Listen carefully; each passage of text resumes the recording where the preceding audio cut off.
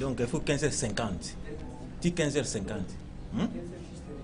Plus 45 minutes, 15h50.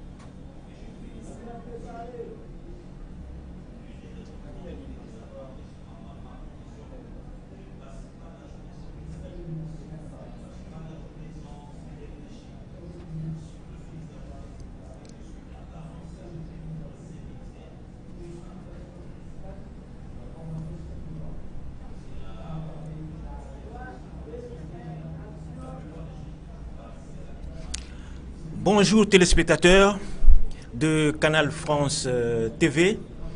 J'ai l'honneur aujourd'hui de vous présenter un nouveau sujet, les paradigmes pour une meilleure appréhension et gestion de la tension artérielle. C'est un sujet très difficile et très complexe. Alors nous avons mis ça sous forme de diapositives. Il y a 235 diapositives à présenter. Pour faciliter les choses, on va lire.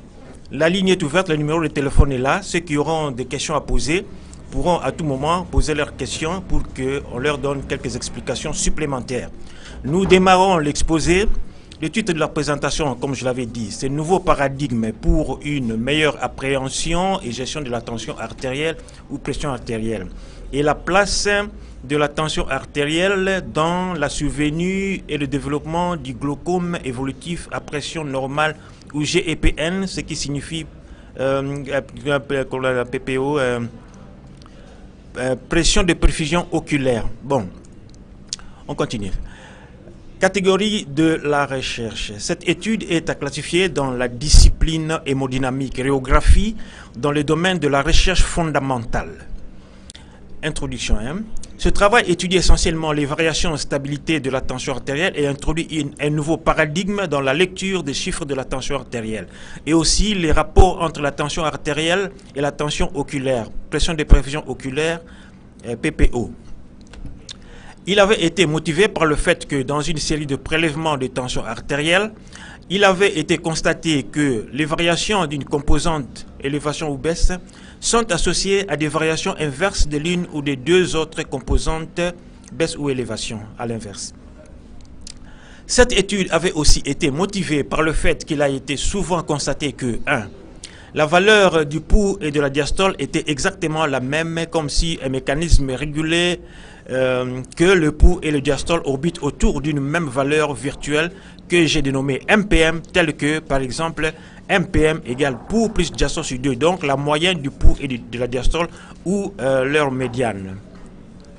À l'issue de cette étude, il a été constaté que la tension artérielle doit cesser d'être considérée en chiffres absolus, mais en tendance, à l'instar de la physique quantique où la position de l'électron ne peut pas être connue d'avance avant l'observation, à un instant T. Mais on peut calculer la tendance probabilistique à se trouver à telle ou telle zone. Les chiffres de prélèvement de la tension artérielle pris individuellement ne représentent donc pas une réalité absolue, comme nous le verrons aussi plus loin. Il faut prendre une série de mesures, nous en avons pris 16, pour voir la tendance globale de la dynamique de la tension artérielle de l'individu, pour se faire une idée approximative sur la probabilistique de sa dynamique de cycle complet de montée et de descente de la tension artérielle. Les prélèvements ont été espacés d'environ 16 ou plus de secondes entre la fin d'un prélèvement et le début du prélèvement suivant pour éviter la sensation désagréable de claudication ou engourdissement. Dans cette présentation télévisée, nous ne suivrons pas un schéma classique. Nous passerons d'abord directement à la pression de perfusion oculaire, le plus important pour un ophtalmologue que je suis, avant de nous appesantir sur les aspects propres à la tension artérielle. Bien entendu, les dysrégulations de la tension artérielle tuent, mais sont loin d'être les seules causes de la mort. Beaucoup d'autres maladies et situations tuent plus fréquemment qu'elles. Entrer en la matière. pression de perfusion oculaire PPO et glaucome évolutif à pression normale. La bonne irrigation de l'œil dépend du gradient de pression entre les tensions artérielles dans l'œil et la tension intraoculaire, appelée pression de perfusion oculaire.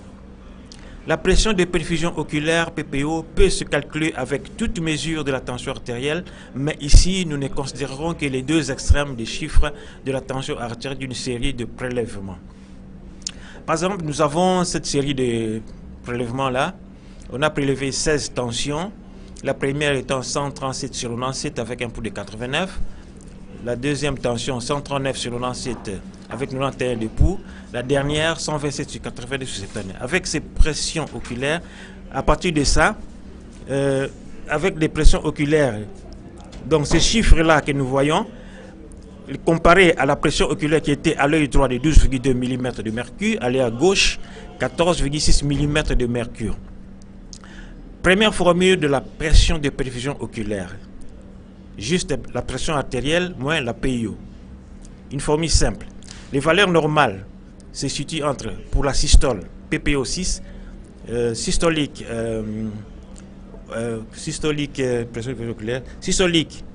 oculaire perfusion Prichen, systolique oculaire perfusion Prichen, ça doit être supérieur à 101 mm de mercure, c'est-à-dire pression artérielle moins pression intraoculaire doit être supérieure à 101 mm de mercure. Comparé à la diastole, c'est-à-dire relativement à la diastole, la PPO doit être supérieure à 80, c'est-à-dire pression artérielle systolique, mais la PIO doit être supérieure à 80 mm de mercure.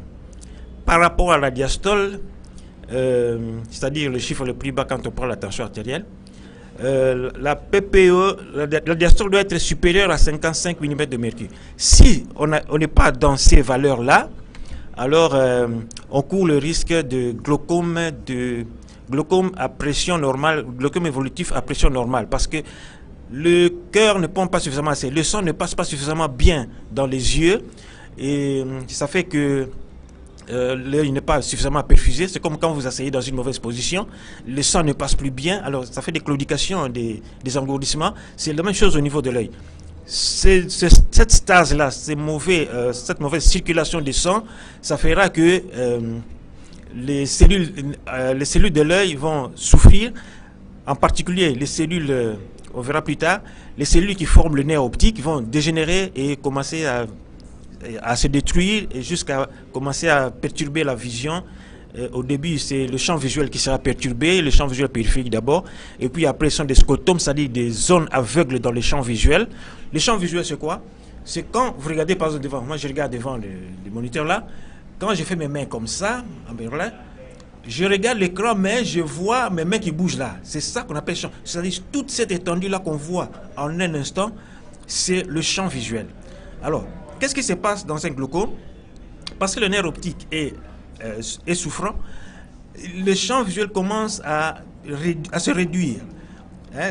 On voit jusque-là, à un moment, on voit seulement jusqu'ici, ça se rétrécit, et jusqu'à un moment, on verra seulement un champ tunnelaire. Mais pendant ce temps, il y a aussi des zones aveugles qui vont se créer à l'intérieur du champ visuel. C'est-à-dire, quand vous regardez, il y a des zones, par exemple, vous êtes chauffeur, vous circulez, vous voyez les autres sont devant, mais il y a des zones aveugles là, quelqu'un peut être dans cette zone aveugle là, vous ne le voyez pas, vous l'écrasez, peut-être ça peut être un arbre ou un trou, vous voyez, c'est la catastrophe. Donc le champ visuel doit être bien préservé, donc on va prendre toutes les précautions pour que soit éviter le glaucome, soit quand il est déjà là, il faut ralentir son évolution, ou bien alors, quand ça a déjà évolué, quand ça a déjà commencé à développer, souvent, on n'a plus les ressources pour vraiment faire revenir les choses en arrière. Ce qui est perdu est perdu. Donc, le plus important, c'est de prendre toutes les précautions nécessaires pour éviter que le glaucome se déclenche d'abord, et puis ensuite, pour éviter que le glaucome se développe, que le glaucome évolue. Parce qu'à la longue, quand les champs visuels diminuent,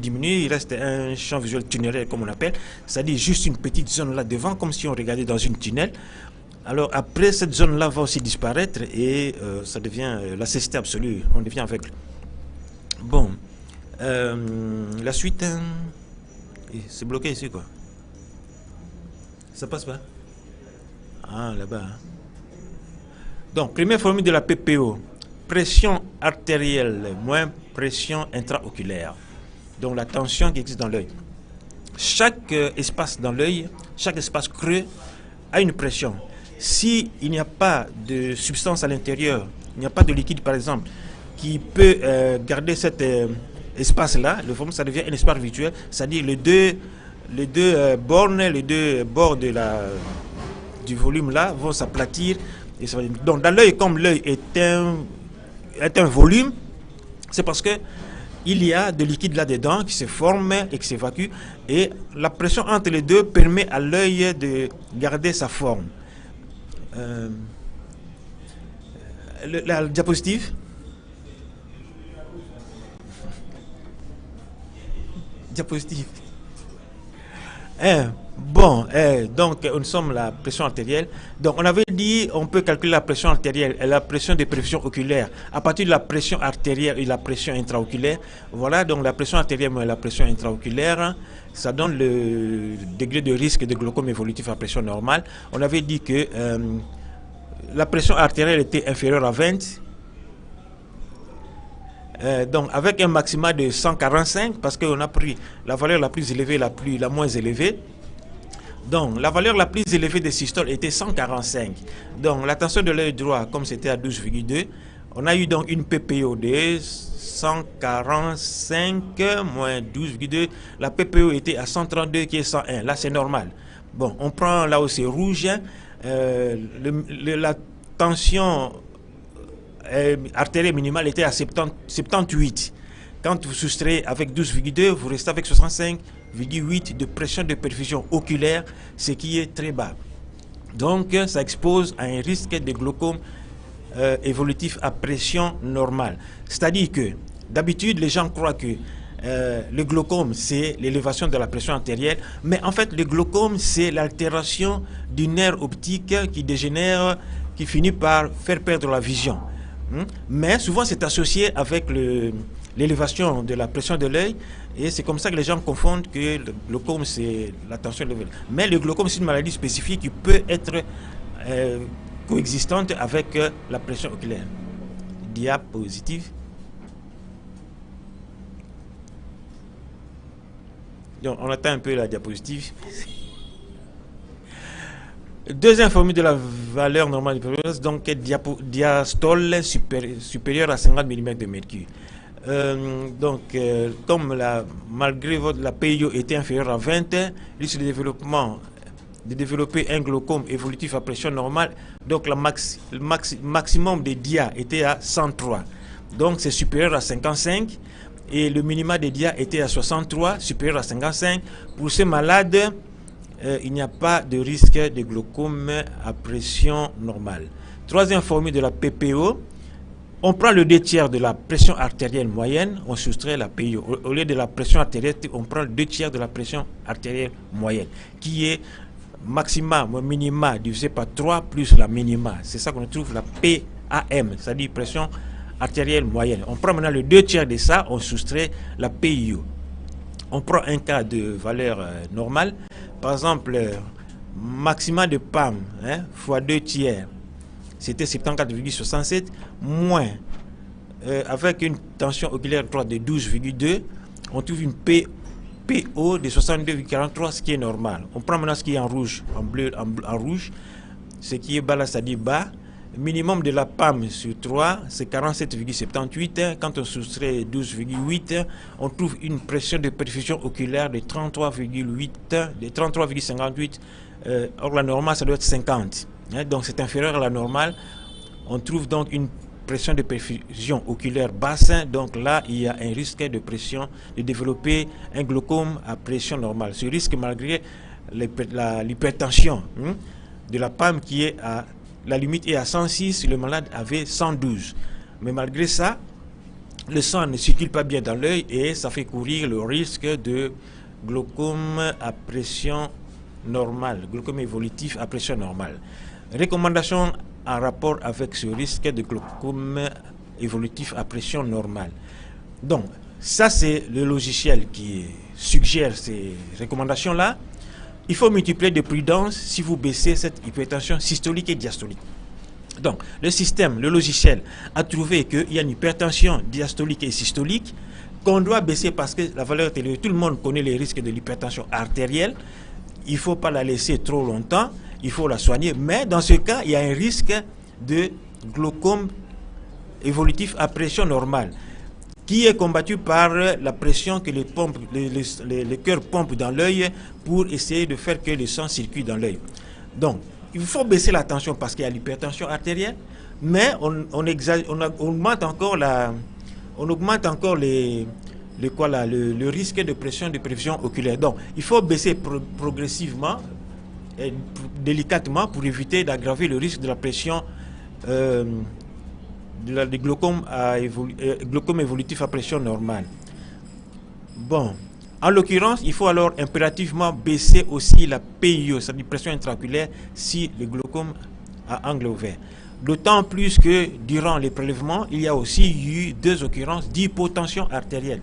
Les malades avaient l'hypotension, l'hypertension. L'hypertension, quel est le risque de l'hypertension?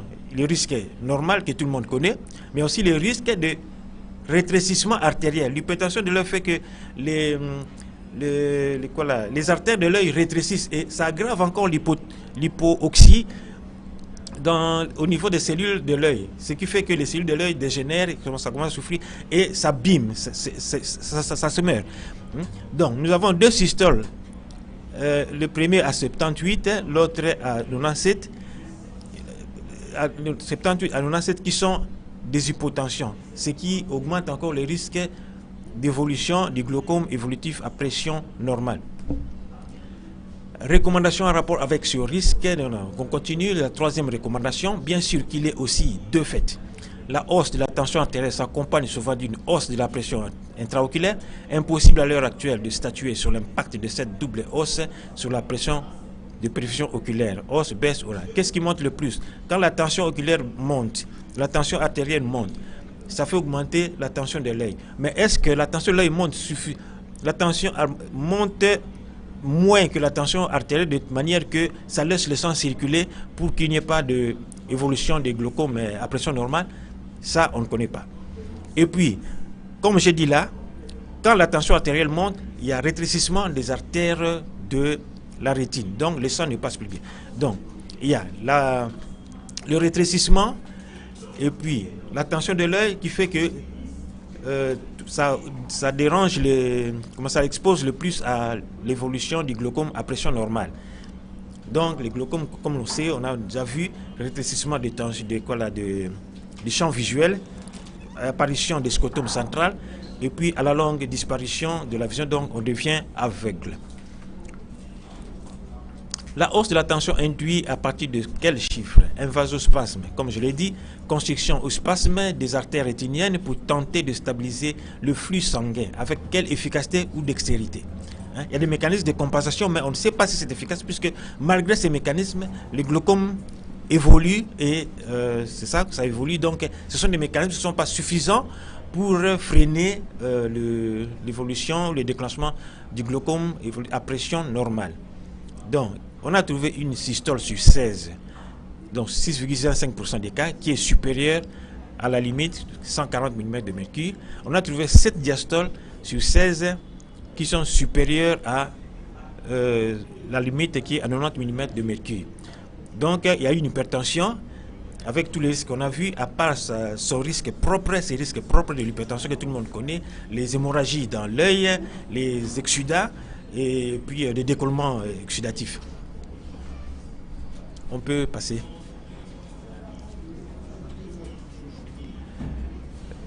Donc, titre de la présentation, niveau paradigme, ça on dirait qu'on avait déjà vu. Nouveau paradigme pour une meilleure... Ça c'est le titre de la vie, il faut continuer. Recommandations en rapport avec risque. Mais est-ce que le flux naturel sans hypertension et le flux diminué suite au rétrécissement de la lumière des artères rétiniennes par l'hypertension artérielle, l'hyperoxygénation ou par exemple peut-être aussi l'hypocapnie ont les mêmes implications, efficacité ou rendement, les risques ou effets délétères sur l'évolution du glaucome à pression normale, physiologique et fonctionnelle?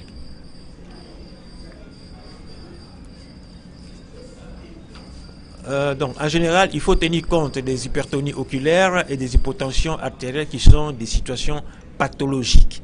Attention, hypertension oculaire n'est pas glaucome, comme je l'avais déjà dit. Ce risque de glaucome évolutif à pression normale, c'est malgré votre hypotension systolique et diastolique.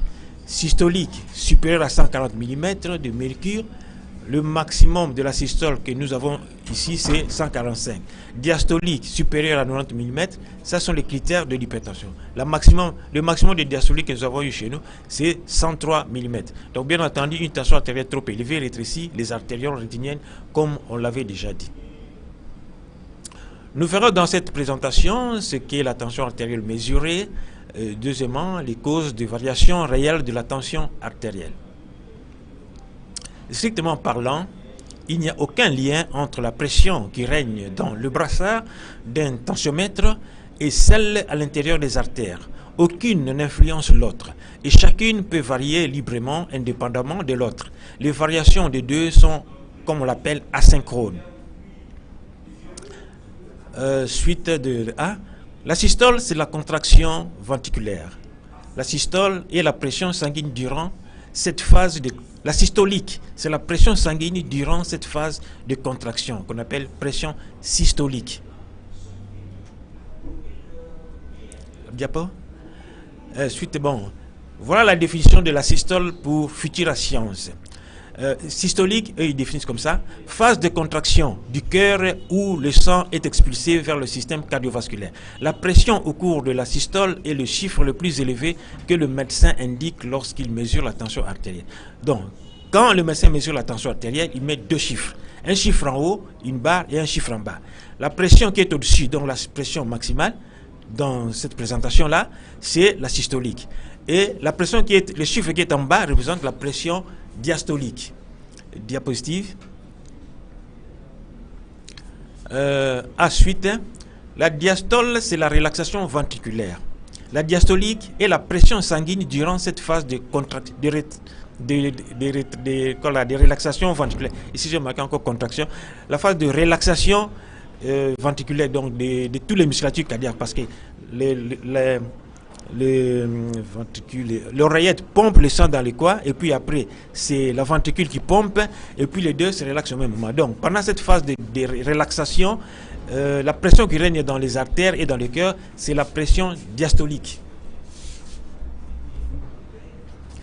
Bon, pour Académie Médecine, diastole, donc, eux, ils définissent comme ça: période du cycle de contraction cardiaque correspondant au relâchement des fibres musculaires myocardiques et au remplissage des cavités auriculaires et ventriculaires.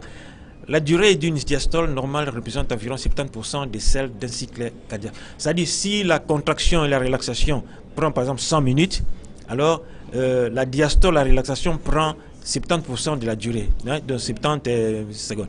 Bon, maintenant la systole, donc ça prend moins de temps que la diastole. La systole prend par exemple 30%, la diastole prend 70%. La diastole pour Futura Science encore, phase de dilatation du cœur lorsque ces cavités se remplissent à nouveau de sang avant la phase d'éjection du sang, appelée la diastole. On détermine la pression artérielle en mesurant à la fois la pression diastolique et la pression systolique. Nous allons voir dans ce qui va suivre que tout ça n'est pas vraiment exactement complet et qu'il y a beaucoup de choses à ajouter et beaucoup de choses peut-être à modifier. Diapositive. La pression artérielle pendant la systole s'appelle donc pression systolique. Par simplification, on parle de la systolique.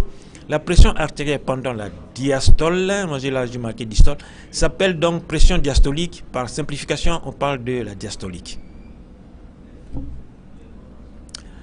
Ces pressions systoliques et diastoliques ne sont pas les mêmes à tous les niveaux.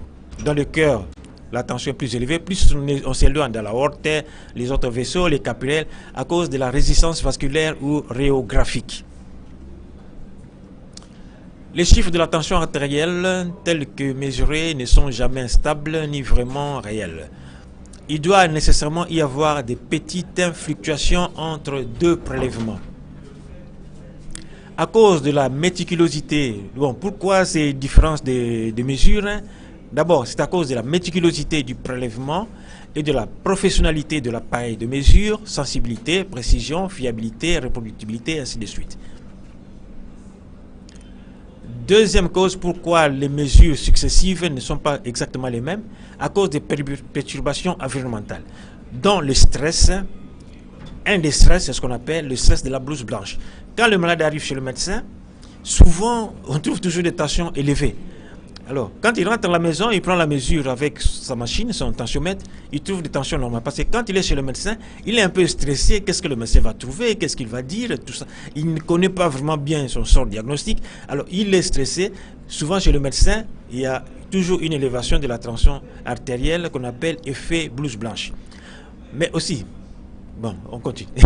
Mais aussi, tout autre facteur, voire plus loin, susceptible de perturber la tension. Les facteurs environnementaux, quand quelqu'un ouvre la porte, il y a ce petit stress-là, quand quelque chose tombe, tout ça, ça perturbe un peu la psychologie du malade. Et ça fait un peu peur et ça peut faire modifier sa tension artérielle, alors que si il n'y avait pas ces perturbations-là, la tension allait être un peu plus faible. Suivant. Ceci ensuite parce que, pourquoi la mesure entre deux prélèvements peut ne pas être toujours exacte alors que la situation artérielle est toujours la même. Troisièmement, donc, la mesure restituée par l'appareil de mesure dépend aussi de la pression qui règne dans le brassard au moment précis du TUM ou du tas cardiaque. On va expliquer ça plus loin.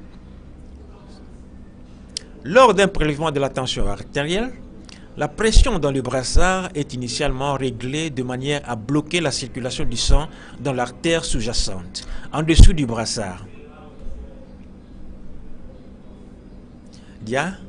Pendant la chute de cette pression, vous pompez le brassard, la tension monte, alors vous attendez que le bruit commence à s'entendre, ça c'est la maxima, et vous continuez, quand le bruit disparaît, c'est ce qu'on appelle diastole. Alors maintenant, donc, pendant la chute de cette pression dans le brassard et selon la vitesse de déflation, il arrive un moment où la pression dans le brassard peut permettre le passage du sang. Si un battement cardiaque se produisait, c'est la vraie systole, mnémonique, TUM, systole. Pourquoi effectivement? Mais en ce moment-là, on peut passer. Mais en ce moment-là, le cœur est peut-être en phase d'expansion, c'est-à-dire en diastole. Il faudra attendre que le cœur finisse son expansion et qu'il entre en phase de contraction pour envoyer l'onde pulsatile qui va produire un TUM.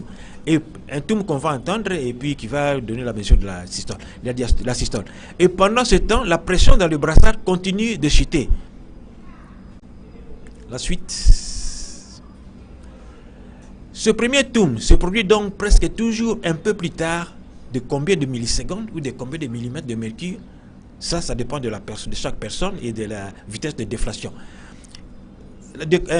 Un peu plus tard que quand la pression dans le brassard était égale à la pression minimale du sang ou maximale du brassard, qui permet sa circulation dans l'artère sous-jacente au brassard malgré la pression qui règne dans ce dernier. C'est-à-dire, vous pompez le sang, la pression dans le brassard est élevée, ça empêche le sang qui vient du cœur de passer. À un moment, la tension dans le brassard est suffisamment basse pour que le sang qui vient du cœur puisse passer avec la force de la contraction qui pousse le sang dans les artères. Le temps commence à passer. En ce moment-là, c'est la systole. Mais quand la tension arrive vraiment à la pression où le sang peut commencer à passer, en ce moment-là, le cœur peut être en expansion. Il n'envoie pas le TUM. Il ne voit pas le rondé systolique. Et il envoie ça en retard à la fin de la diastole et quand il commence la systole. En ce moment-là, déjà, il y a eu un décalage. Il y a eu un décalage entre le moment de la vitesse systolique et le TUM. Donc, il y a toujours un petit retard entre la vitesse systolique et la systolique qu'on mesure. Suivant. On pourrait aussi parler des artefacts physiques ou mécaniques pouvant davantage éloigner la mesure de la tension artérielle lue sur le tensiomètre et la pression réelle à laquelle le cœur a éjecté le sang, coarctation et anévrisme de l'aorte. Par exemple, des facteurs qui peuvent perturber là, c'est la coarctation et anévrisme de l'aorte, athérome, artérosclérose, spasme vasculaire, comme on avait déjà parlé des spasmes. Ce n'est pas seulement au niveau des yeux, il y en a aussi au niveau des artères qui passent partout dans le corps, ou l'effort réel que le cœur a déployé pour se faire. Durant les deux artefacts, la pression dans le brassard continue de baisser pendant que le toum traîne à se produire dans le cœur et que l'onde cardiaque devra prendre du temps à parcourir la distance cœur-brassard. Quand le cœur a pompé, il y a un peu de retard pour que cette pression-là, que cette onde-là arrive au niveau du brassard pour être captée. Ce temps-là, ça augmente, ça diminue un peu l'efficacité de la mesure de la pression artérielle. De même pour le tas, parce qu'il y a deux bruits au niveau du cœur. Quand le cœur bat, il y a le premier bruit qui est le toum, c'est la systole, et le deuxième bruit qui est le tas, un peu sec, qui est la diastole, la relaxation du cœur. On peut revenir un peu en arrière. De même pour le tas, c'est le bruit. Le tout dernier se produit au moment où la tension dans le brassard est encore haute, plus haute qu'à celle de la vraie diastole. Tension minimale. Dans l'artère, pendant le prélèvement en cours. Mnémonique, tas, diastole. Pour ceux qui veulent retenir la définition. On peut passer. La pression systolique scripturale, c'est-à-dire celle qu'on écrit dans le papier, dans la feuille de température, la feuille de pression, celle qu'on prend en considération pour donner le traitement, pour déterminer le traitement. Donc la pression systolique scripturale pendant la consultation correspond à la pression maximale la plus élevée dans le brassard. Élu, encore on peut revenir, élu sur le manomètre à ressort ou à mercure qui produit un son correspondant probablement à ressort ou à mercure qui arrive encore à produire un son lié au battement cardiaque. Toum. On devrait en principe considérer la pression minimale la pression minimale la plus basse correspondant au tas. Entre la systolique et la diastolique scripturale, le manomètre indique toujours des pressions systoliques et diastoliques qui indiquent la pression à l'intérieur du brassard, pas au niveau de l'artère. Je n'ai aucune idée sur les différents algorithmes utilisés dans les tensiomètres électroniques.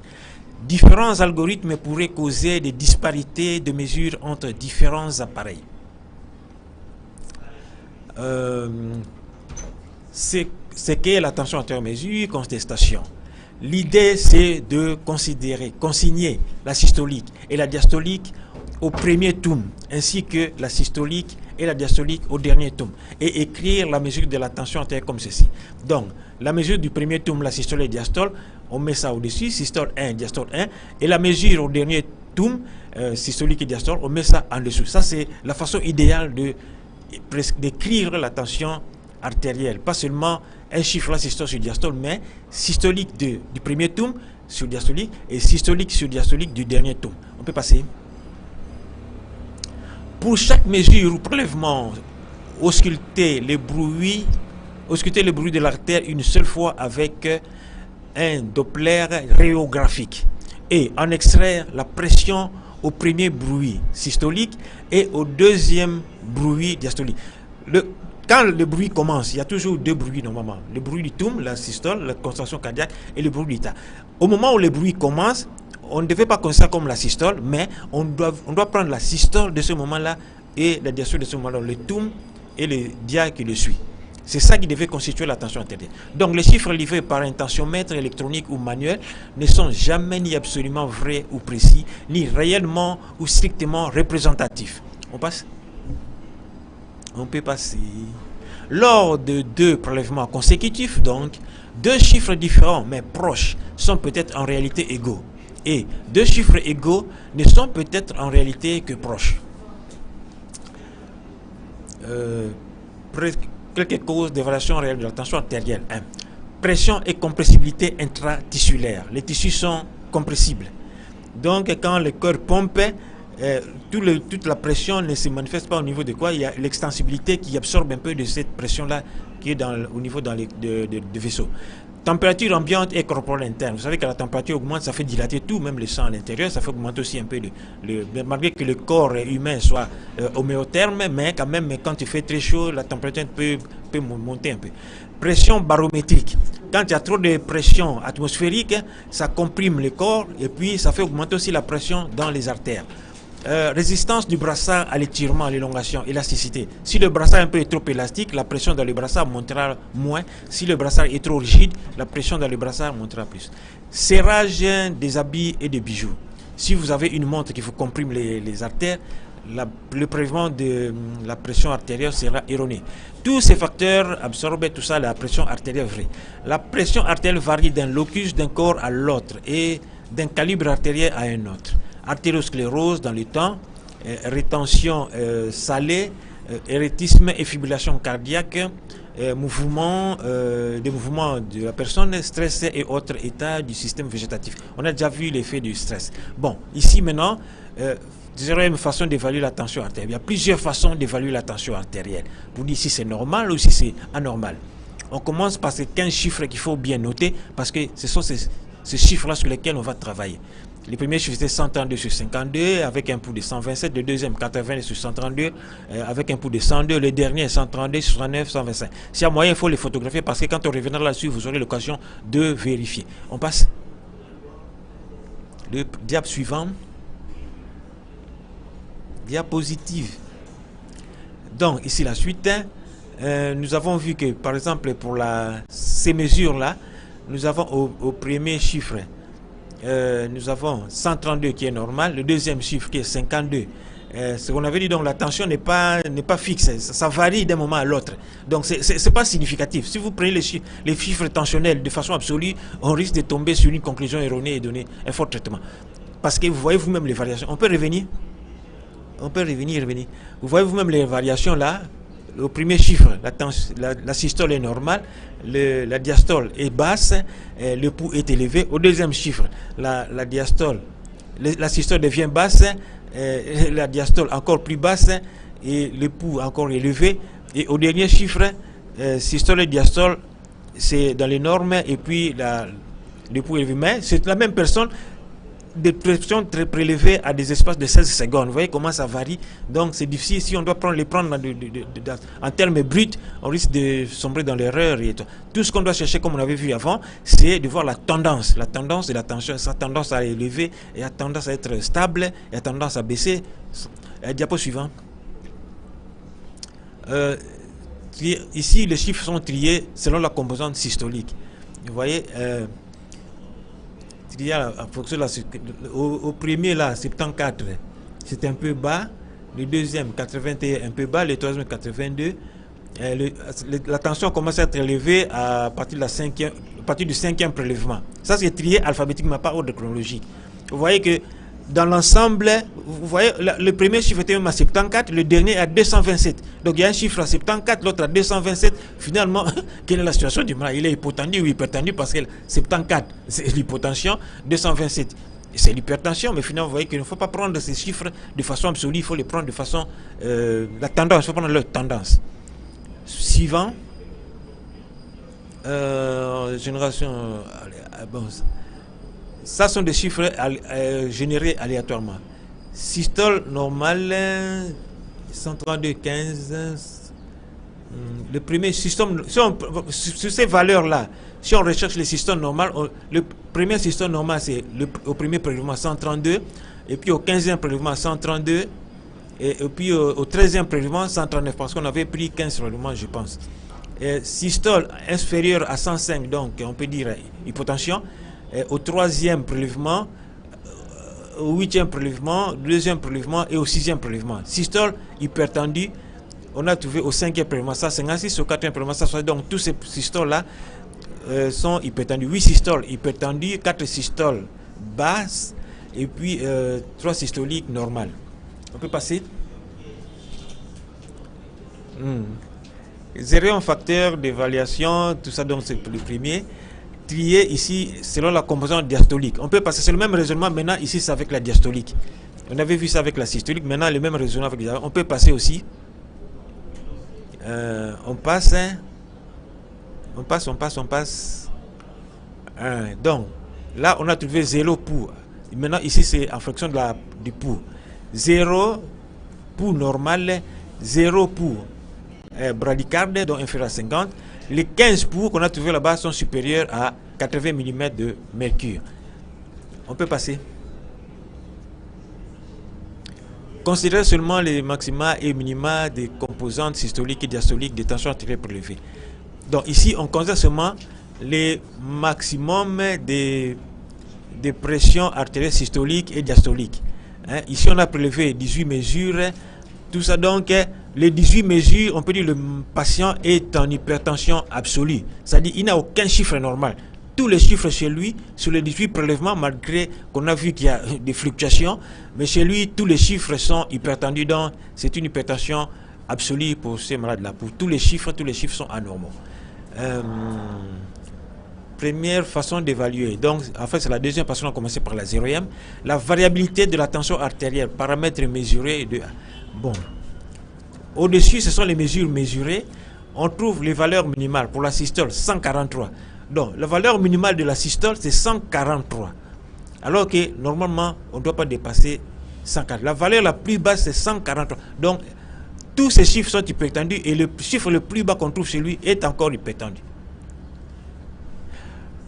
Bon. Ici, c'est paramètre mesuré de A, valeur maximale. Valeur maximale de la systole chez lui, c'est 157 au 16e prélèvement.